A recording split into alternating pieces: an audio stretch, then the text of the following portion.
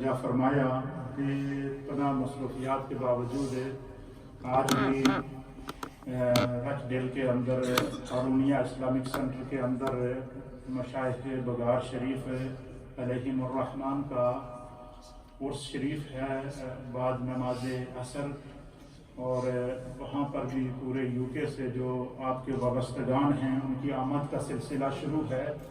اس کے علاوہ جب سے ڈاکٹر صاحب قبلہ یہاں یو کے تشریف لائے ہیں، میں دیکھ رہا ہوں کہ صبح و شام کوئی وقت ایسا نہیں ہے کہ جس میں آپ کی مصروفیات اور آپ کا کہیں نہ کہیں پروگرام جو ہے وہ نہ ہو۔ تو میں نے قبلہ ڈاکٹر صاحب دامت برکاتہم العالیہ کو، ہم نے ان کے قدموں میں بیٹھ کے بہت فیض حاصل کیا ہے۔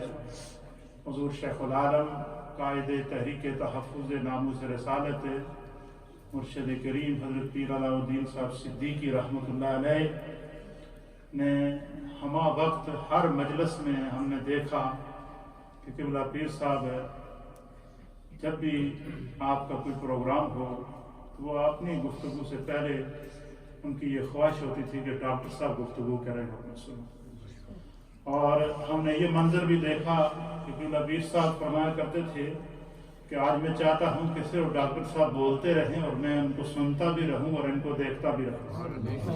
اور پھر عظیم نسبت ہے، عظیم ولی کامل حضرت خواجہ مولانا محمد یعقوب صاحب رحمۃ اللہ علیہ کے آپ فرزند ارجمند، اور درگاہ عالیہ بغار شریف ہے، کوئی چھوٹی موٹی درگاہ نہیں ہے، پاکستان کی عظیم بڑی درگاہوں میں سے ہے۔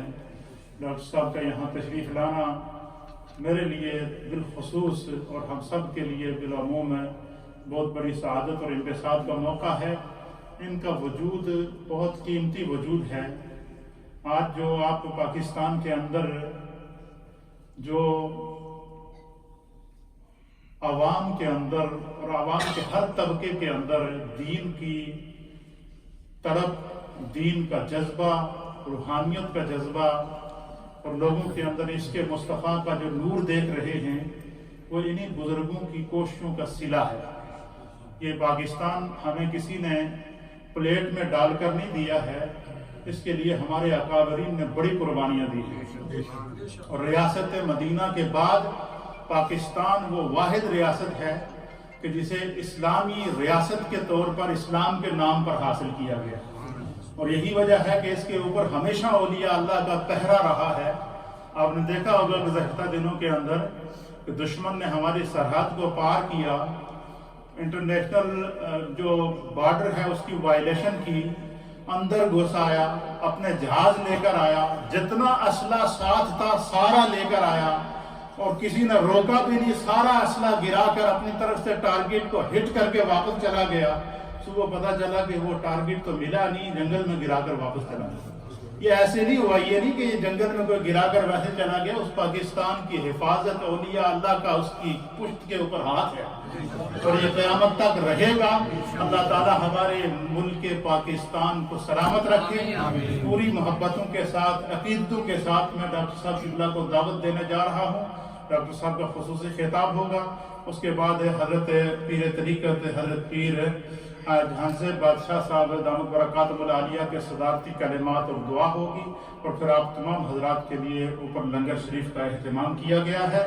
نعروں کے ساتھ ڈاکٹر صاحب کا استقبال کیجیے۔ نعرہ تکبیر، نعرہ رسالت، نعرہ تحقیق، نعرہ حیدری، علماء اہل سنت، مشائخ اہل سنت، آستانہ عالیہ بغار شریف، آستانہ عالیہ سیاہ شریف، آستانہ عالیہ موڑا شریف، آستانہ عالیہ نیریہ شریف۔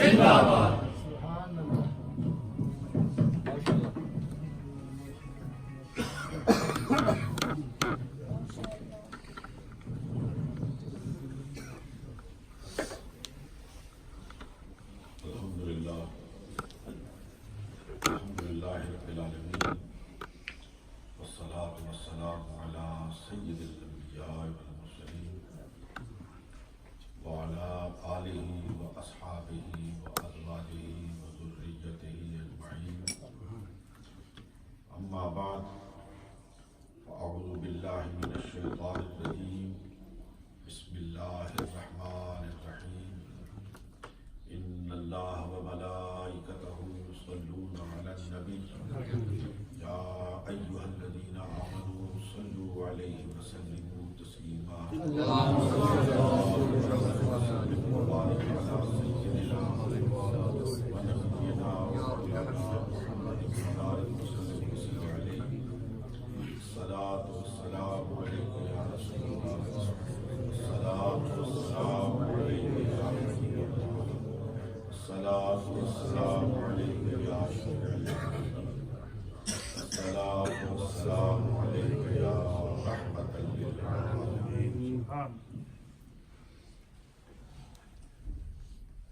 میرے لیے انتہائی قابل احترام، لائق سب عزت و احترام صاحبزادگان سیاہ شریف، گرامی مرتبت حضرت پیر جہانزیب بادشاہ موڑا شریف، برادران طریقت، میں اپنے انتہائی محترم عزیز صاحبزادہ رضوان فاروق صاحب کا ممنون کرم ہوں کہ انہوں نے آج کی اس بابرکت مجلس میں مجھے حاضری کا موقع فراہم فرمایا ہے۔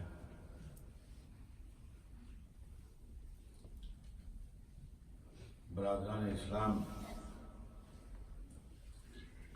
اس خاندان کے ساتھ میرے بزرگوں کا بہت ہی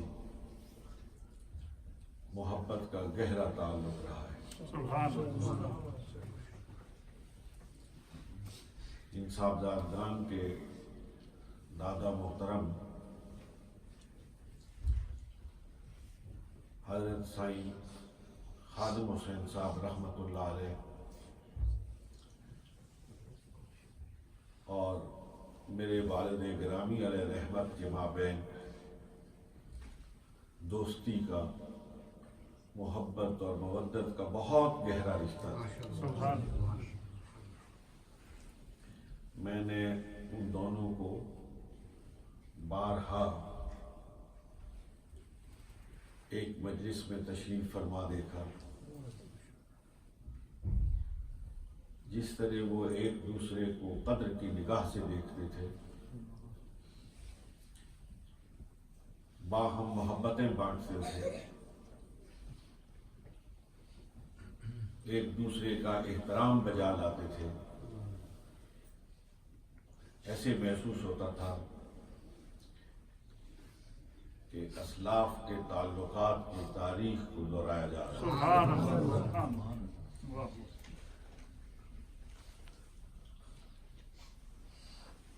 یہاں اکثر ہمارے علاقے کے دوست احباب موجود ہیں۔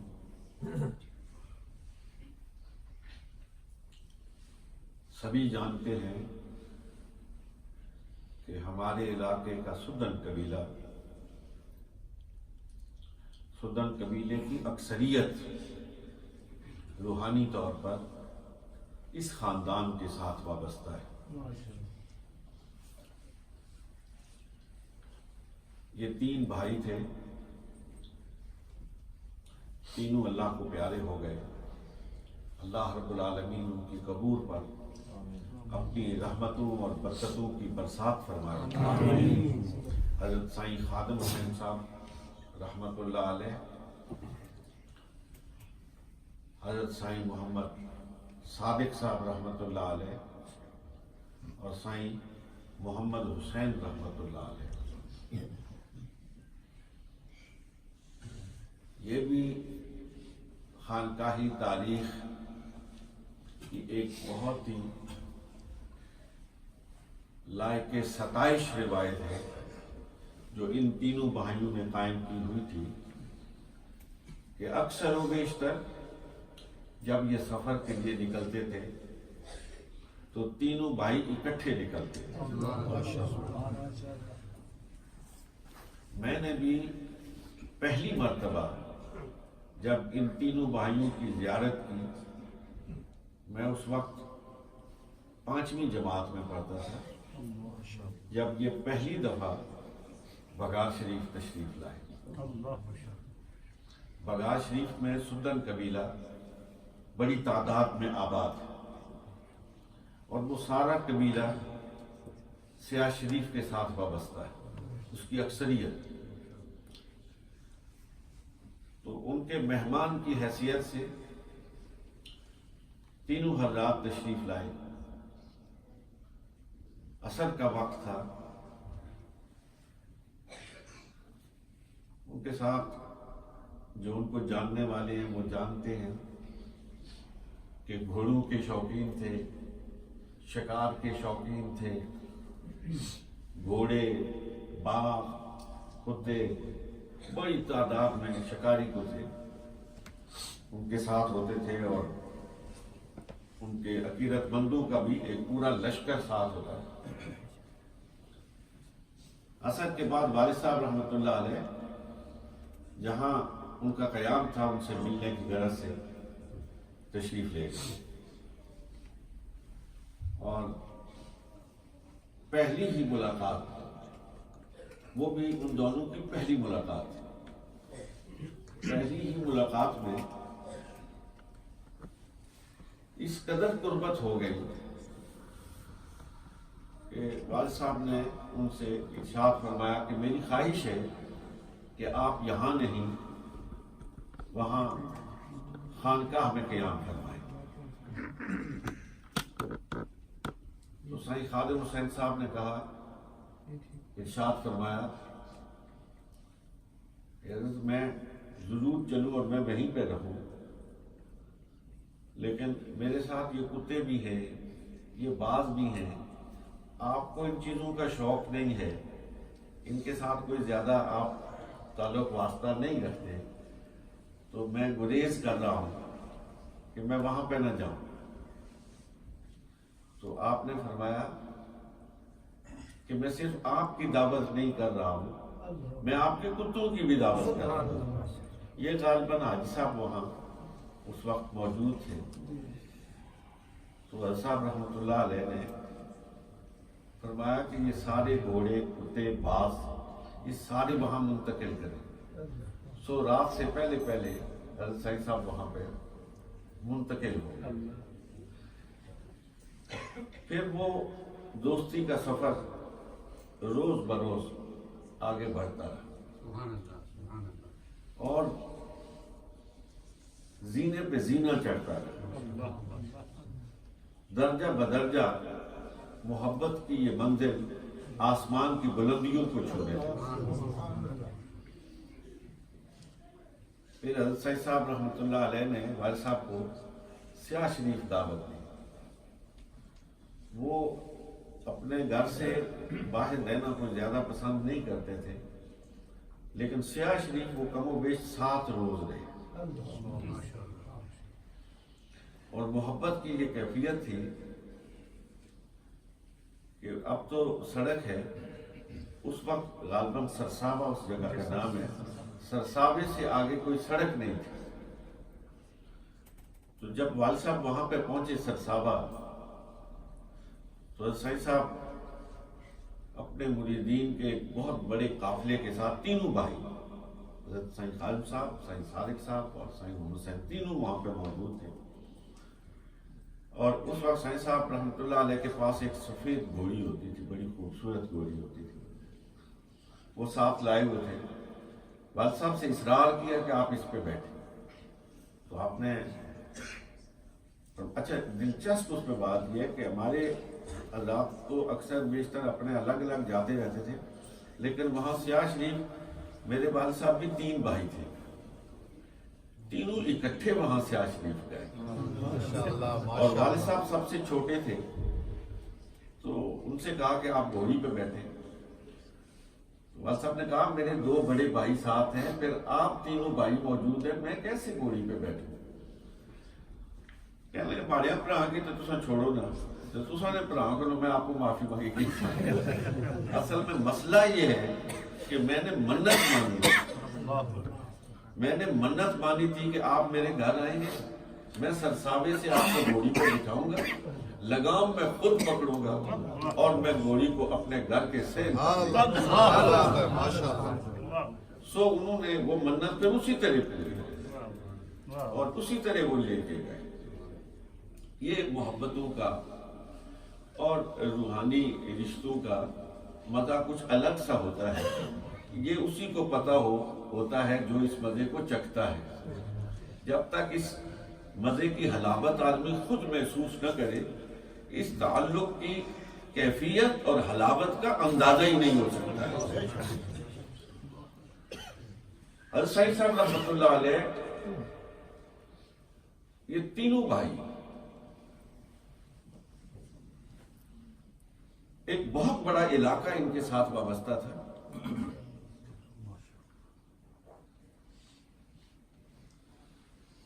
لیکن جو حضرات ان کو جانتے ہیں وہ میری اس بات کی شہادت دیں گے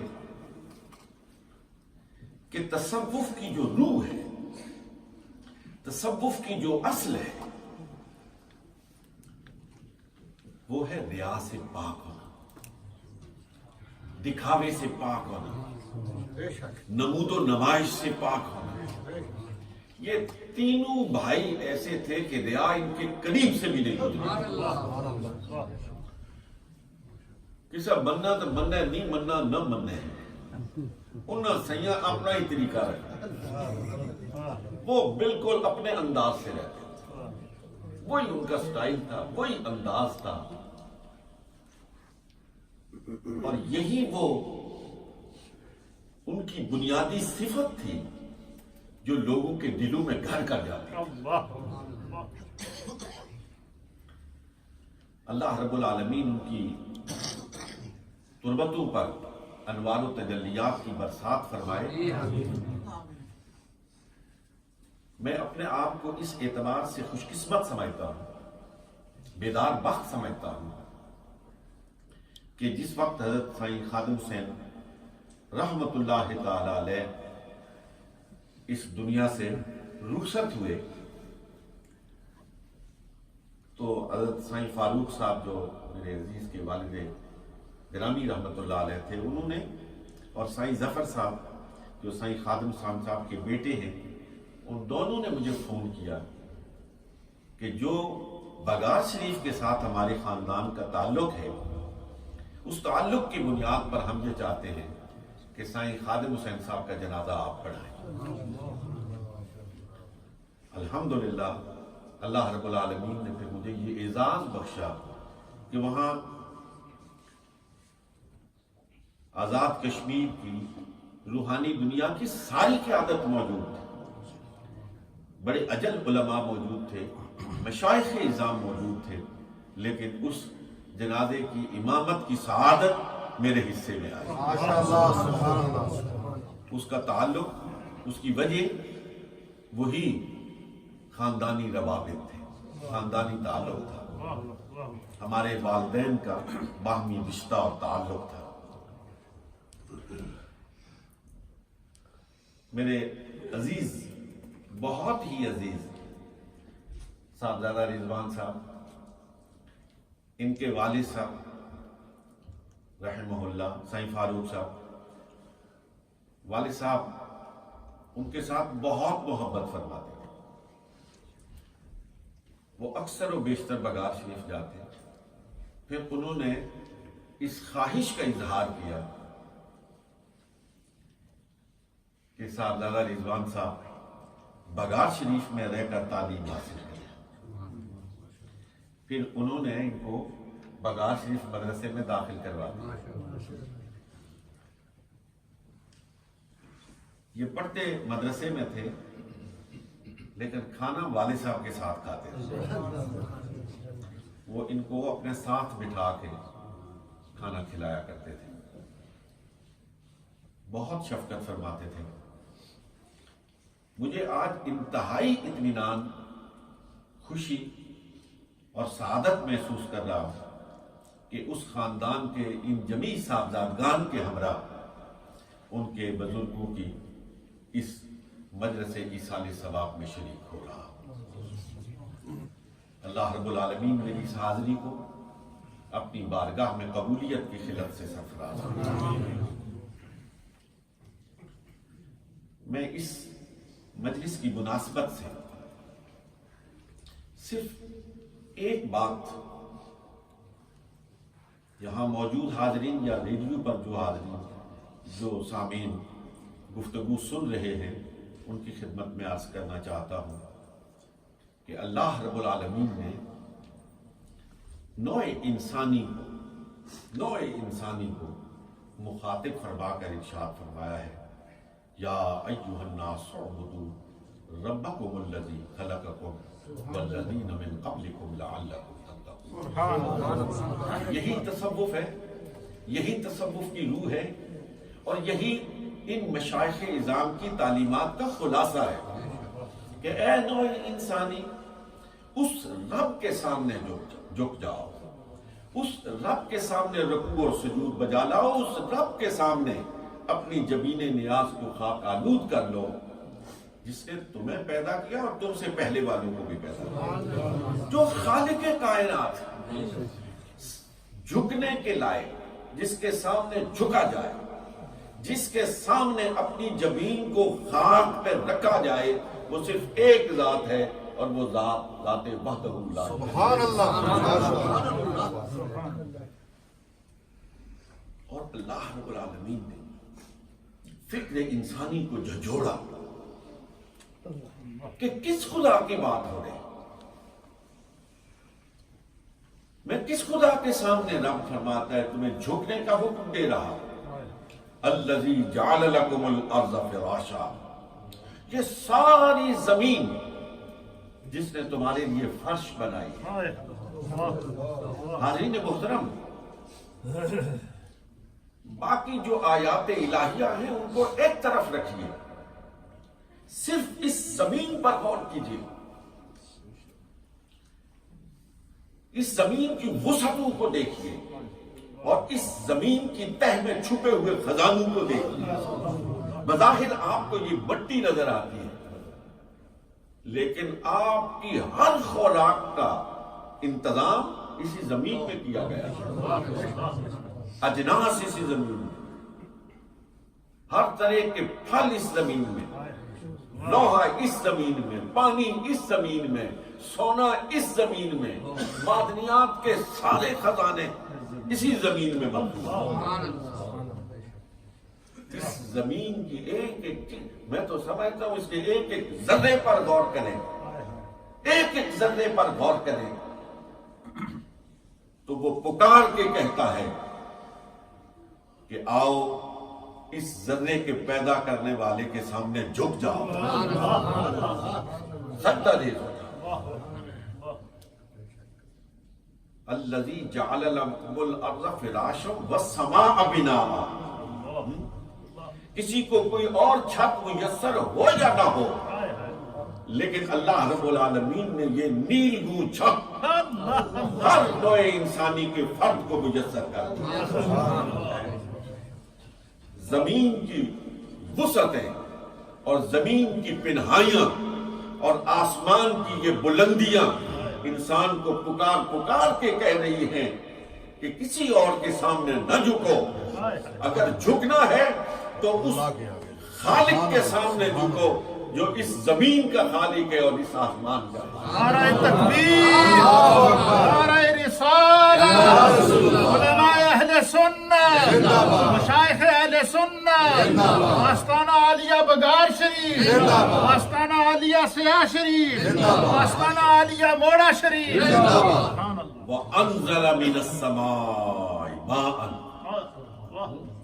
اللہ انسانی عقل کو جھنجھوڑ رہا ہے کہ سوچو تو صحیح، غور تو کرو، بس سارے مل کے اس زمین کو وہ پانی فراہم کرنا چاہو جو میں آسمان سے برساتا ہوں، نہیں کر سکتے۔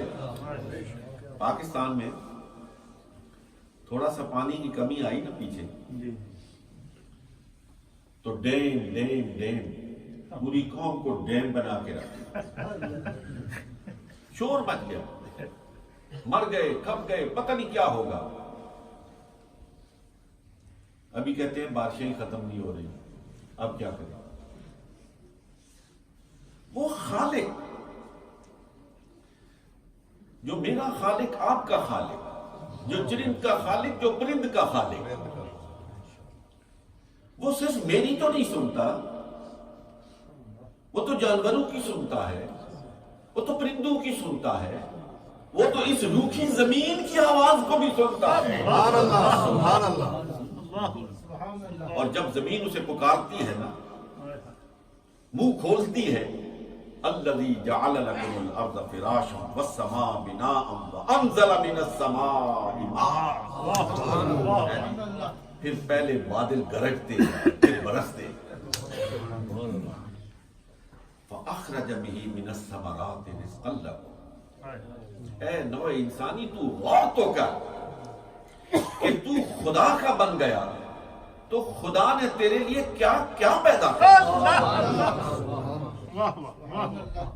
میں کل یہ میرے عزیز سامنے بیٹھے تھے، میں ان سے کہہ رہا تھا، ایک پلیٹ میں انگور رکھے تھے، ناشپاتی رکھے تھے، سیب رکھے تھے، مختلف پھل رکھے ہوئے تھے وہاں پہ۔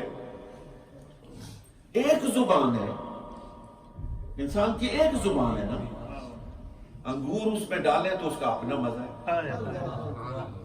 سیب ڈالیں اس کا اپنا مزہ ہے۔ اگر انسان غور کرے تو صرف اس ایک مزے کو ہی دیکھ کر خدا کے سامنے جھکتا ہے کہ وہ کون سی ذات ہے جس نے زبان میں یہ تاثیر پیدا کی ہے کہ انگور کھاتا ہوں تو اور لطف پاتا ہوں، سیب کھاتا ہوں اور مزے لوٹتا ہوں۔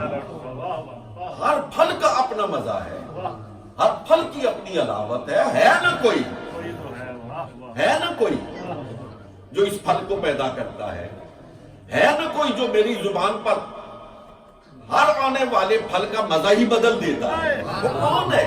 وہ وہی ہے جس نے مجھے پیدا کیا ہے، جس نے آپ کو پیدا کیا ہے۔ وہی خدا کہہ رہا ہے کہ اور کچھ نہ کرو یار، میں تم سے کچھ نہیں چاہتا، بس میرا شکر ادا کر، میرا شکر ادا کر دو، میں تم سے اور کچھ نہیں مانگتا ہوں، شکر ادا کرو۔ لئن شکرتم لأزیدنکم، تم شکر ادا کرتے جاؤ، میں اپنی نعمتوں کے خزانوں کو کھولتا جاؤں گا اور اپنی رحمتوں کو تم پر برساتا چلا جاؤں گا۔ اور میں صرف تم سے ایک تقاضا کرتا ہوں، رب کہتا ہے ایک تقاضا کرتا ہوں، ایک تقاضا کرتا ہوں، اور وہ تقاضا کیا ہے؟ فلا تجعلوا للہ اندادا، میرے سوا میرے ساتھ کسی کو شریک مت ٹھہراؤ۔ میرے عزیزان گرامی مرتبت، یہ صوفیات کی تعلیمات کا خلاصہ ہے۔ یہ ماشاءاللہ نقشبندی مجددی سلسلے کے ایک بہت بڑی خانقاہ جس کا فیضان پاکستان اور پورے بر صغیر پر برس رہا ہے، اس کے ایک لخت جگر ہے، اور خاص طور پر نقشبندی مجددی سلسلہ وہ تو کہتا یہ ہے کہ ہر دم ہر لہجہ تمہاری زبان پر اسی کا نام ہوگا۔ حضرت مجدد فسانی رحمۃ اللہ علیہ فرماتے ہیں، کیونکہ صوفیوں کی محفل ہے اس اعتبار سے کہنا چاہتا ہوں، فرماتے ہیں کہ کامل پیر نہیں، کامل مرید وہ ہے کہ جس کے جسم کے 360 جوڑوں سے نکلے لا الہ الا اللہ، لا الہ الا اللہ۔ کچھ لوگ کہتے رہتے ہیں یہ خانقاہوں میں شرک ہوتا ہے، یہ اصحاب خانقاہ شرک کی دعوت دیتے ہیں، استغفر اللہ۔ یہ بہت دور بیٹھ کے لوگ پتھر مارتے ہیں، اور وہ لوگ یہ بات کہتے ہیں جو کبھی خانقاہ میں گئے ہی نہیں، جن کو خانقاہ والوں سے کبھی واسطہ ہی نہیں پڑا۔ یارو میں اور میرے جیسے مولوی لوگ تو صرف زبان سے کہتے ہیں نا لا الہ الا اللہ، ان کے جسم کا جوڑ کہتا ہے لا الہ الا اللہ، ان کے جسم کا بال کہتا ہے لا الہ الا اللہ، اور اگر سننے والے کان ہوں تو ان کے مزارات پر پڑا ہوا ریت کا ذرہ کہتا ہے لا الہ الا اللہ، لا الہ الا اللہ فلا تجعلوا للہ اندادا. یہی قرآن کی تعلیم ہے، یہی رسول اللہ کی تعلیم ہے، یہی صوفیاء کی تعلیم ہے کہ اس کے سوا کسی کو شریک نہ بناؤ. اللہ رب العالمین عمل کی توفیق عطا فرمائے. وما علیہ الا البلاغ.